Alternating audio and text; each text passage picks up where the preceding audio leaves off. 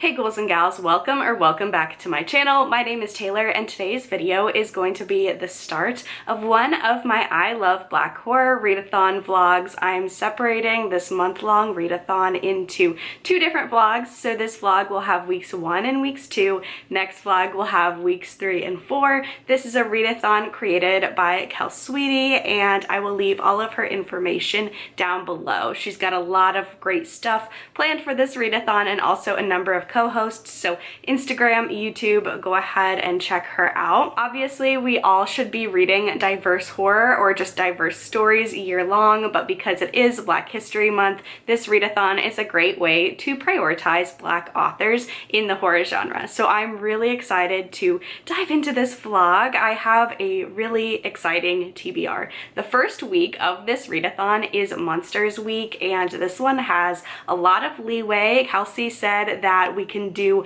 monsters like traditional paranormal type monsters or human monsters. I have two books that I am prioritizing for Monsters Week. The first one is an author that I've read from before, and that would be Johnny Compton's Devils Kill Devils. Now, later on in the readathon, there is a vampire week that this book would work great for. However, my Libby hold, I've checked it out and it will expire before vampire week, and I'm not getting it again this month. So we are going to read this for monsters because vampires are monsters, and then also the devilish aspects of this one. So I'm super excited. This is the author of The Spite House. So if you're looking for some ghostly books for week 4, I believe, of this readathon, then The Spite House is a great one to check out. But this is a priority book that I'm going to be reading this week. And then the other one also has to deal with monsters of the paranormal variety, and that would be The Forest Demands Its Due by Kosoko Jackson. And this one is set at a boarding school, so we got a little bit of a dark academia vibe. I absolutely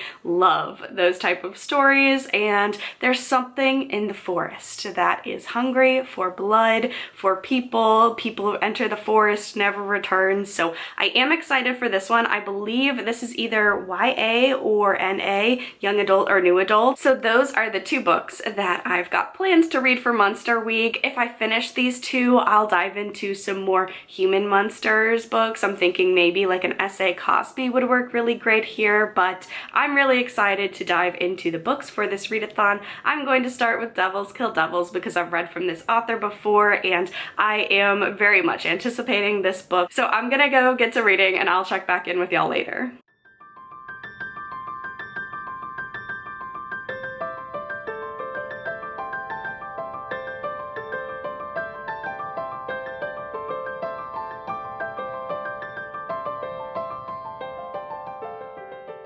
So I am now 50% of the way through Devils Kill Devils by Johnny Compton, and this one is quite the ride so far. So we are following main character Sarita, and she has had a guardian angel by her side for her entire life. This guardian angel has saved her life on a handful of occasions, starting when she was just a child. However, on Sarita's wedding night, her guardian angel appears and brutally murders her husband in front of her. Now Sarita has to kind of figure out why her guardian angel did this and wrestle with the fact that her guardian angel, some seemingly benevolent figure that has been watching her for her entire life, is actually not that benevolent after all. This one starts out with a bang immediately. We see Sarita's wedding night and what happens, and the guardian angel doing something so horrific, and then we kind of have flashbacks to seeing this guardian angel throughout Sarita's life and having Sarita kind of going through these different experiences with a very new lens, trying to figure out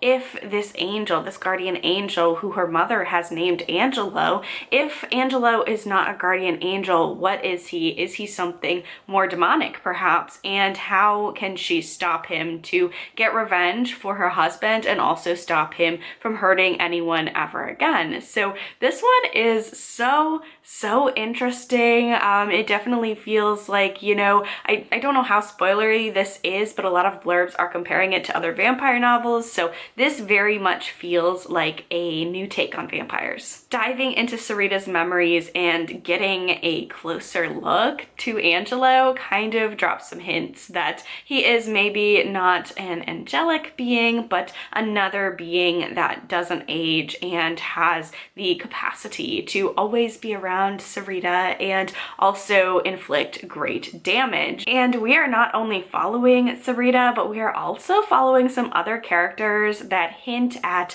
why Angelo killed her husband, and it seems like a cult situation going on that have to deal with old gods and old monsters, and just a very interesting take on vampires. So this one is very short, very speedy. It's less than 300 pages and the action like does not stop. This one is definitely a fast-paced, plot-driven book, and I'm very interested. Like, I have no idea where this is going. I've never read a book quite like this one. It almost feels like the high stakes, like road trippy, kind of evading the police situation of like a Bourne movie, because we're following Sarita and her friends, and they can't tell the police obviously that, oh, my guardian angel killed my husband, because the police are not going to listen to someone who says that. And then we're also following some other characters that you get introduced to, and they're on the run from the police, but also Sarita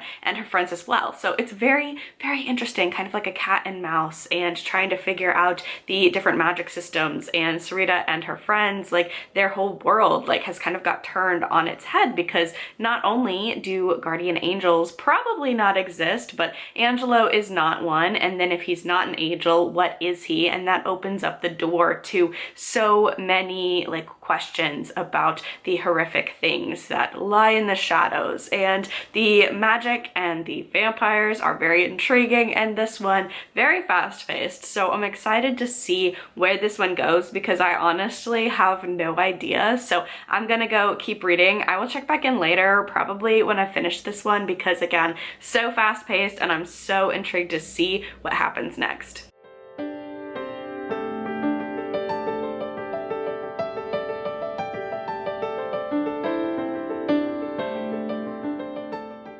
So I finished Devils Kill Devils by Johnny Compton, and overall I thought this was enjoyable. I don't think I liked it as much as The Spite House, but just because this one first of all is very plot forward over character driven. So it's definitely, you know, it's less than 300 pages. It's going to be very speedy and focused on the plot. And not just that, but this one does get very cosmic, and I don't necessarily like cosmic horror. Obviously, there are exceptions to every rule and every subgenre, but typically for a cosmic horror, I have to have the cosmic horror be a lot thicker of a book to really explore some of these concepts. And I just felt like this one had a whole lot of plot and ideas and world building in a very small little book. If this one would have been maybe 350 pages, something like that, I think I could have liked it a little bit more. I just felt like there was a lot going on, and we never had time to breathe.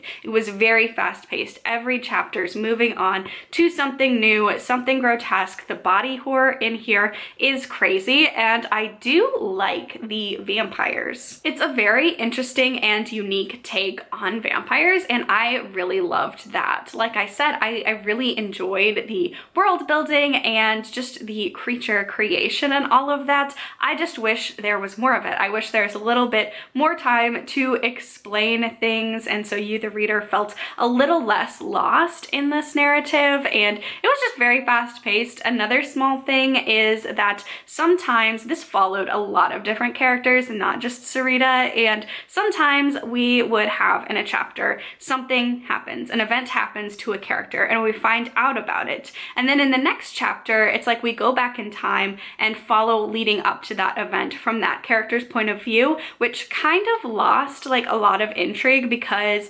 this didn't happen. I'm kind of making up an example, but let's say that a character broke an arm. So in chapter 7, we would be following character A, and we would learn in chapter 7 that character B broke their arm. And then in chapter 8, we would go to character B's point of view and get all of the events leading up and see them actually breaking their arm. So just like this happened quite a few times where we knew what was going to happen and we just watched it through a different point of view. So I don't know, I liked the different points of views in this one. It's not that I didn't like the amount of characters that we followed, but again, perhaps because this one is so short, maybe we could have focused on a few less characters, and if there was just more page time, I think I would have enjoyed the switching around to different characters more. So this one, it was good. I know I just listed a lot of things that I didn't necessarily love about this one, but I still had a fun time. It was so short. This is a perfect readathon book because it's very speedy. It hooks you in from chapter 1. From chapter 1 on, I was so invested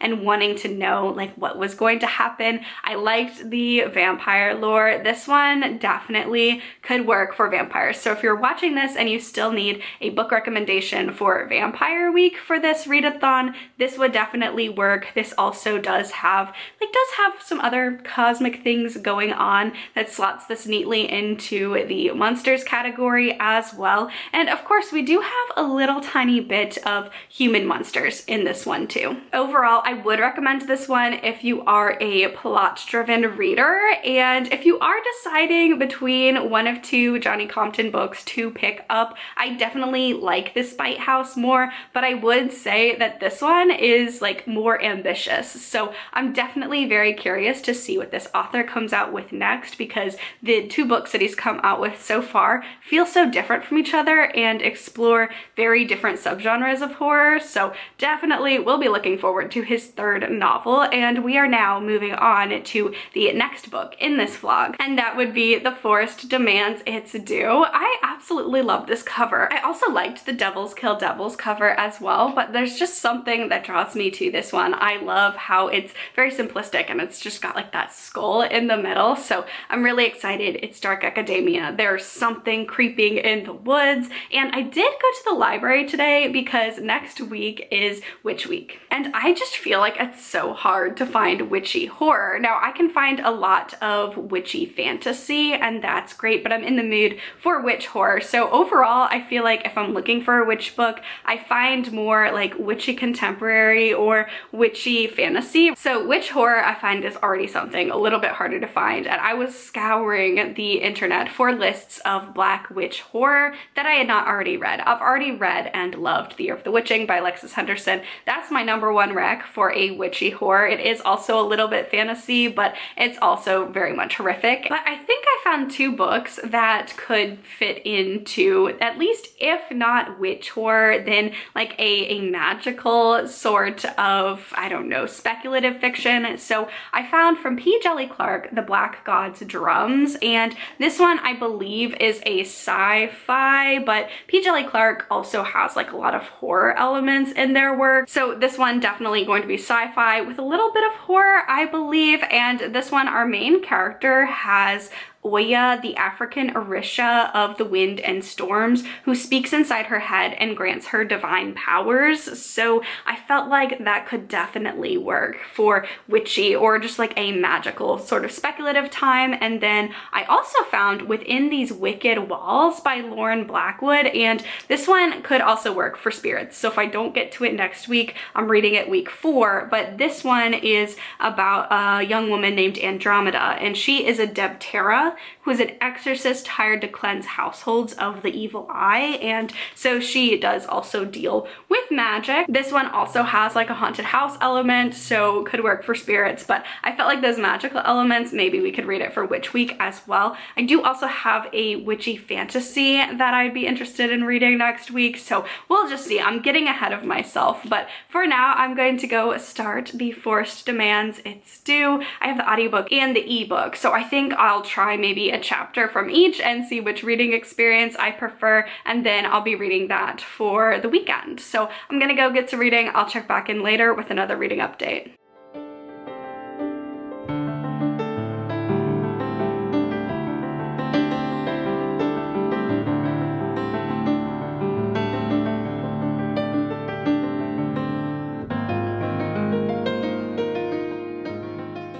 So I am 20% of the way through The Forest Demands Its Due, and I'm really getting along with this one so far. This is a YA dark academia. It's got a creepy school setting and also a forest setting, and this is one of those books, like, you pick it up, chapter 1, the things that are going on, how you're introduced to this story, it immediately grabs you. So we are following main character Douglas, and he is a student at Regent Academy. Regent Academy is a very prestigious school in Vermont, and Douglas is really the odd student out here for a number of reasons. He is one of the only Black students in this school. He is one of the only scholarship students at the school. He's also one of the only openly queer teens at this school. So he has a lot going against him. Not only all of these things, but the reason why he's at this school is because you find out, this is chapter 1 where you find these things out, by the way, so not a spoiler, don't worry, but we find out that Douglas has been accused of setting a fire that killed multiple people. Now, Douglas is very upfront. He did not do this fire. He actually saw someone else do it, but it seems like there's something a little bit paranormal going on there because no one else saw who he saw started the fire. And of course, with how our justice system in really big quotes there, and just the way that it treats young Black boys, it's not looking well for him at a trial. But at the very last hour before this goes to trial, a very famous attorney that is actually like a benefactor of the school swoops in, saves Douglas, says that, you know, she's going to take care of everything, keep him out of prison, wipe his record. All he has to do is attend this school. So very, very interesting scenario, but obviously Douglas accepts. He goes to this school. His mother also gets a job working at the school as a nurse. So it's a great opportunity for them. A little bit of a weird opportunity because Douglas does not know like why this was offered in the way that it was offered, because obviously we all want it to be out of the kindness of this school's heart, but it kind of seems like the racial dynamics at this school, and then also just several things surrounding the school's history, things are not what they seem. Now, at the beginning of this book, we are seeing Douglas just really not having a great time at the school. He's getting in trouble for getting into fights that are provoked by his peers, saying just various very racist and homophobic things towards him, and he's really like on his last chance, or so the guidance counselor tells him. He's on thin ice. He needs to keep in line because the school did a lot for him, protecting him from this court situation. Douglas is really struggling with this. It's very interesting because obviously he's struggling with, he does have some great opportunities that were given to him, but the whole situation is hard for him to feel grateful for a school where he does not feel like he is treated as a person, and then also the fact that he doesn't think anyone, even his mother, actually believes him that he didn't actually start the fire. So he's going through a lot. Right at chapter 1, this poor child is going through a lot. And then we see, as he's visiting his mother, who is the school nurse, a student is brought in from the forest at the brink of death. He's bleeding. It's a crazy traumatic scene. The whole school is talking about it. This is a horrible thing that has happened. The next day, Douglas wakes up and he's the only person that remembers that this event happened, or even has any knowledge or remembers this student that was attacked. So this is such an interesting story. We're going to be exploring so much just with Douglas's internal journey, and then also there's something creepy and paranormal going on in the forest, going on at this school. Why is no one else like recognizing that this student exists or was attacked? Why is Douglas the only person that remembers this attack in this student? So I am very hooked. I'm very hooked from the very beginning of this story. So I cannot wait to read more. I have this checked out as a ebook from Hoopla and then as an audiobook from Libby, so I can read it throughout the day. I can switch back and forth between formats because I'm very invested in this one. I love a dark academia. I love a creepy forest. It's a really gross day outside. It's a perfect day to read, and I definitely want to try and finish this one up within the next couple of days so I can move on to my witchy book. I'll probably finish this book when it's witch week, but that's okay because, you know, tangentially, I feel like this one could count because there's definitely something magical going on. So I'll finish this one up, and, you know, I want to take my time with it though, and I don't think I will be able to finish it today because it is 400 or so pages. So I think we'll be rounding out the weekend, finishing this up, going into witch week, continuing on with this book, and then we'll be picking up a witch book, don't worry. But yeah, this is going really well so far. I'm really intrigued, can't wait to keep reading.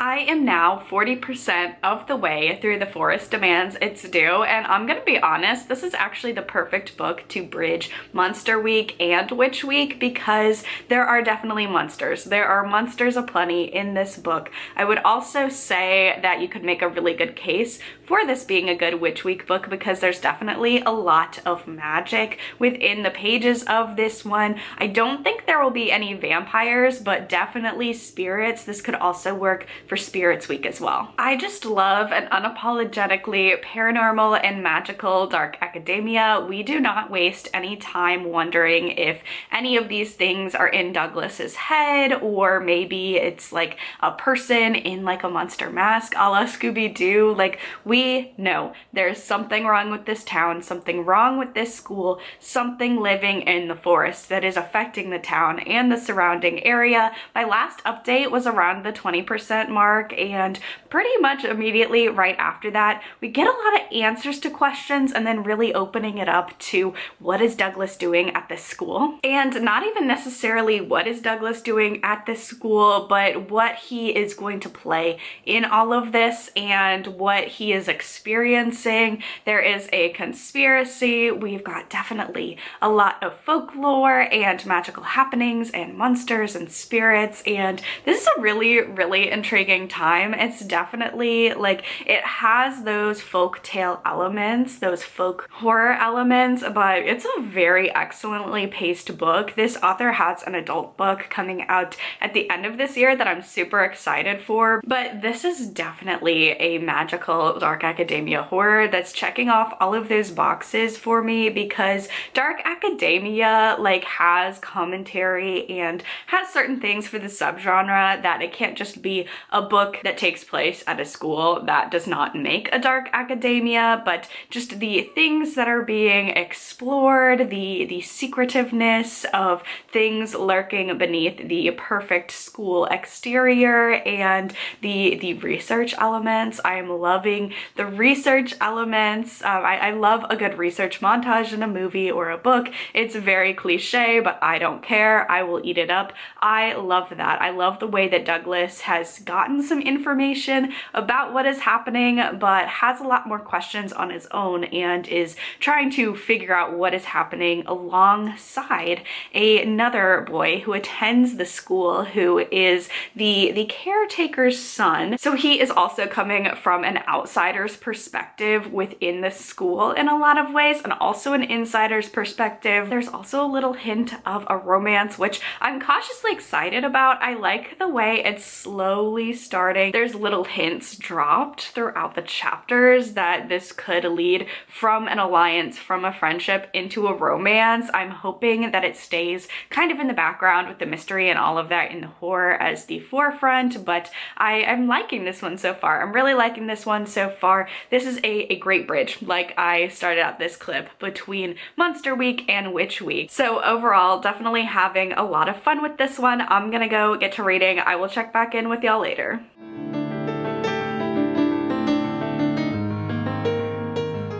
Okay, so we are rapidly coming to the end of Witch Week, so just a few more updates before I start the final book of this vlog. Number one, me and my partner went to see Captain America: Brave New World last night, and it was a mixed bag. Anthony Mackie as Captain America is amazing. No notes on that. I love his suit. I love his fighting style. The action sequences in here were fun, and I just really enjoyed the new exploration we're going to have as Anthony Mackie, as Sam Wilson is struggling with not only being a Captain America who does not have the super soldier serum, but also, of course, a Black Captain America in a world where obviously both in the Marvel universe and then even in the conversation about the MCU, so many people are so reluctant to accept a Black Captain America, and there's a lot of racist rhetoric around it. So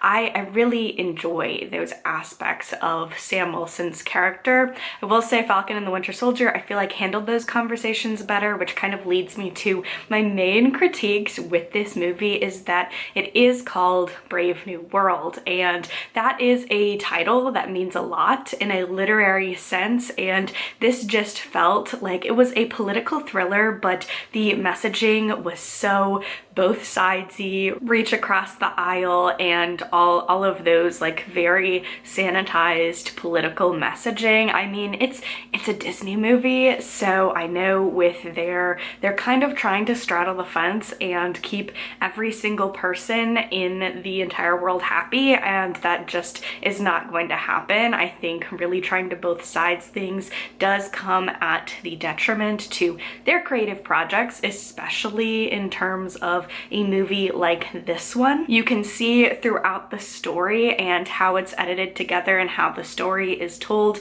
through dialogue and exposition that this was a story that was retooled a lot from its first conception to its release. There's a lot of things with different characters that have been just touched upon and edited, and so like as a story it's a little bit of a mess. It's also, I don't love that this is Captain America's movie. This is Anthony Mackie's Captain America movie, and at times he feels like put on the sidelines because in a lot of ways this is a Hulk sequel. This is definitely one where, especially if you are a casual Marvel watcher, you're going to want to go and rewatch the Hulk that came out in 2008 or so, because otherwise you're going to be really lost in this narrative. So yeah, there were things that I didn't love about it, but I do love Sam Wilson as Captain America, and I like the back and forth that he has with his new Falcon. So overall it was a good popcorn flick, and my absolute favorite part about this was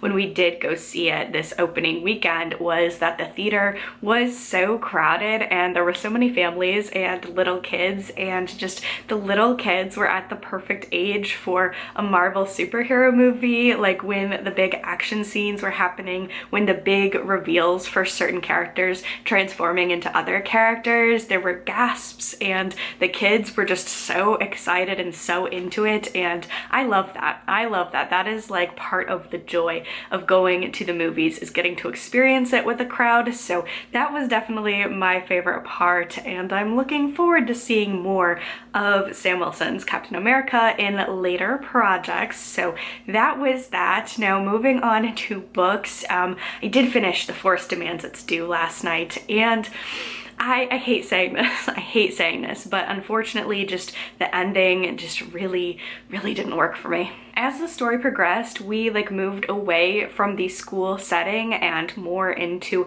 a foresty setting, which obviously you could probably guess by the cover of this book and the title of it, but I liked the balance of the forest and the school in the beginning of this one, and we just got less and less of those academia elements as this book went on, to its detriment. There were a lot of very specific things that happened in the last chapter of this book that I felt undermined the entire like messaging that this book was conveying, particularly about choice and destiny and choosing what you want out of your future. Trying not to delve too deeply into spoilers, but it is the main character and someone who is very, very close to him, and the ways in which that dynamic is explored and then that relationship is dealt with, for lack of a better term, in the final chapter just really, really upset me and didn't make sense with the rest of the book. Now, this is a YA horror. The author has written actually a lot of other books, but they have been romance, and I feel like once I saw that, I could definitely see how this author excels at writing romance in this book. A lot of times, and I mean this as a compliment and a comp title, this really did feel like a paranormal CW show. I did think it balanced the horrors of the fantastical horror elements really well with the romance between Douglas and Everett. I thought was done really well, and it really worked within this story. It didn't overpower like the horrific fantasy elements, but it also, I felt like, progressed really well alongside the story. So just the ending, I didn't love the ending, just overall felt a little rushed, and then especially that last chapter where different things were tied up like in a loose endsy sort of way. I really didn't love the way that that was dealt with, but I'm absolutely checking out more by this author in the future. He's coming out with a horror, I believe, a literary horror in September, so I will check out more by this author because I enjoyed the journey. I just didn't like the ending of this one. So speaking of endings, it is almost the end of Witch Week. Now, The Forest Demands Its Due fits really comfortably into every single weekly prompt except for vampires. So if you're still looking for spirit wrecks, you could definitely use it. I liked reading this one because I had a monster book, and then I had a monster book that was also like a witchy or a magical horror book, and then I think I have another witchy sort of magical book that I just really do want to fit in with this TBR, and it also won't take me that long. So for the very last day of Witch Week, I am going to be reading The Black God's Drums by P. Djèlí Clark. This one is very short. It's 108 pages, and it is an Afrofuturistic tale, and it's about Creeper. She's a scrappy young teen, and she is done living on the streets of New Orleans. Her sights are set on securing passage aboard a smuggler airship midnight robber,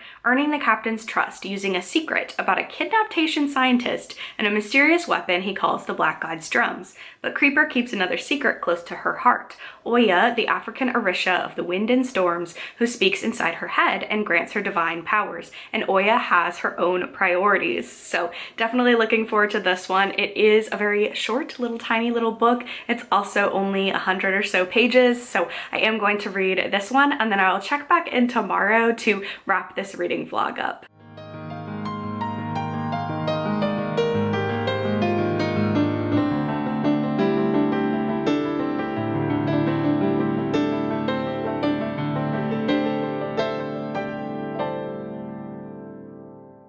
So I finished The Black God's Drums by P. Djèlí Clark, and I'm really glad that I slotted it into this vlog because this ended up being my absolute favorite thing that I ended up reading for this vlog. I really just love P. Djèlí Clark's like handle on the novella and short form fiction, because everything that I have read from this author, it's all been pretty short novellas, and even the novel that I read was on the shorter side, but the way that Clark manages to pack in so much information and world building and just have a really cohesive story in such a short amount of time is just so impressive. So I really enjoyed this one. This one is definitely a, today Thompson says on the back, it's retro Afro futuristic, and it is set in New Orleans. It is an alternate history. It's kind of like steampunk alternate history. This is in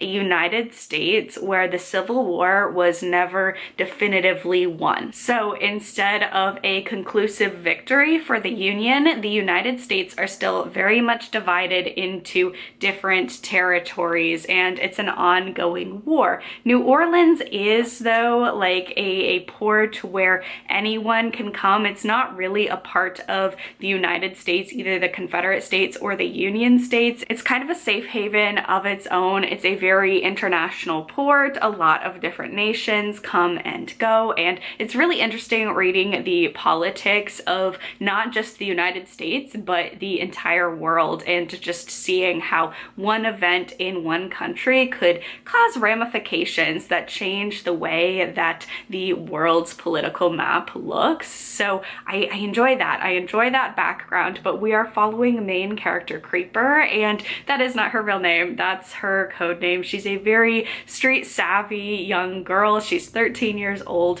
She's living on the streets. She's a very scrappy main character, and her nickname is because she's like one of those creeper vines. So she does a lot of not so over the table work to keep a living. However, at the beginning of this, she overhears a very sinister deal in the works that could have large ramifications for the ongoing war between the Union States and the Confederate States. Now, she at the very beginning of this is like, great, I'm gonna take this information, sell it, use it as leverage to get what I want. And what she wants is to get out of New Orleans and work aboard one of these smuggler airships. So she thinks she's just going to sell this information, be able to leave New Orleans, and that will be that. However, the person that she ends up trying to sell the information to, as well as the god, the Orisha Oya, who is the African Orisha of the storm and wind, kind of gets her more involved in this situation than she wants to be. So